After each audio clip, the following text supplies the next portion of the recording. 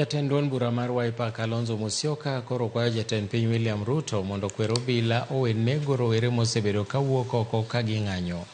Koloso tok limo jotuo manoyudo hinyruok mag lisasi e kinde ng'anyo mar kwedo paro mar chik omenda ma higani, Kalonzo nowacho ni piny Kenya en piny manigi demokrasia kendo gibiro bedo ka gichwalo buche nyaka e doho mar piny mangima e wi maundu mar nego jo Kenya mane ng'anyo ka dwaro ratiro margi.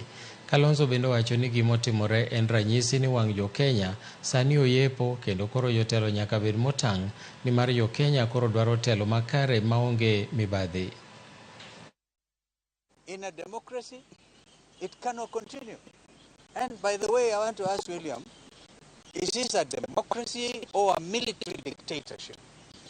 We're going to document every case, perhaps even revisit the International Criminal Court, and this time talk to them about the atrocities committed against the Kenyan people.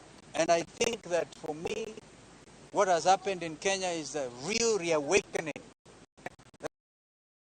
Saying there shall be democracy, there shall be open governance, because from today anybody is going to throw, those millions in church functions, millions, will now be asking where are stolen from.